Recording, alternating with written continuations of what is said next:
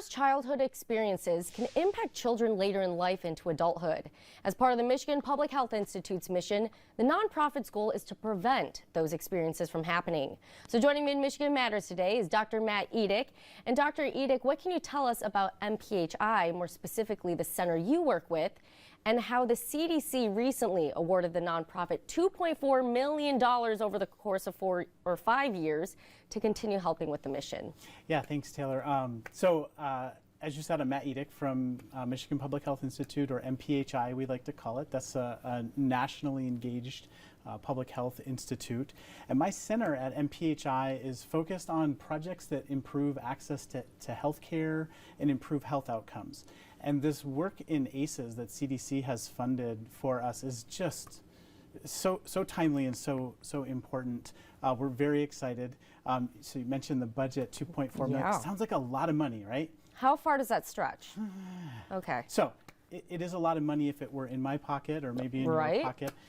It doesn't stretch that far, but we can do some really amazing things. Michigan is a unique ecosystem when it comes to this work in preventing ACEs, in that there are organizations all across the state that are involved and engaged in this work and have their own budgets and their own people, so we can work together to make those dollars, which sound like a lot that aren't, go a lot farther. Again, you say it's a lot of money, you know, it's like winning the lottery for maybe if it were just going to one person, but hey, the many organizations within the Health Institute to try to stretch it towards the other programs. First and foremost, what are adverse childhood experiences? What are some examples you could give?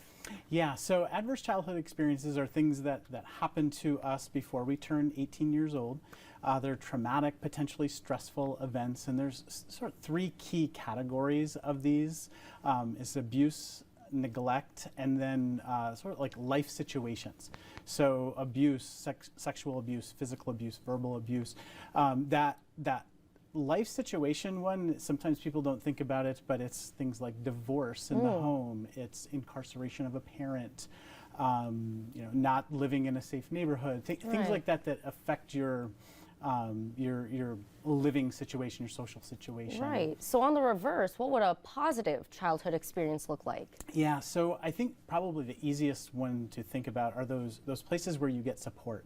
So having a supportive parent or adult in your life, having support from teachers at school, feeling a sense of belonging, a friend group, safe places to go after school. So all of these things are positive childhood experiences. And with that money, I know it will get stretched out. What are just some of the strategies that will help to prevent the ACEs? Yeah, so this is probably the most exciting part for me. One of the things that we're going to be able to do with these dollars is make data about ACEs and PCEs, the positive experiences, available to all of Mid-Michigan citizens. The data are out there.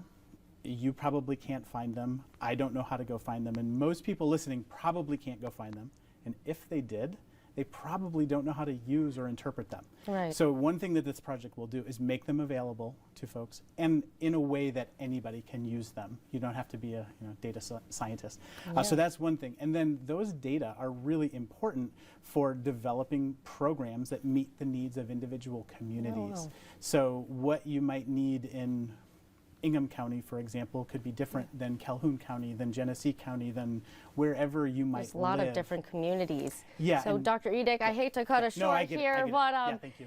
There is a place where people can go for more information. We'll pull that up at the bottom of your screen real quickly. Thank you so much. There is a lot that goes into this, but thank you for joining me in Michigan Matters today. Yeah, thank you for having me. I really appreciate it. Of course. We're going to send it to First Alert meteorologist Justin Bradford for a slight warm-up in the forecast. Yeah, Taylor, we are heading that direction, so that's good news.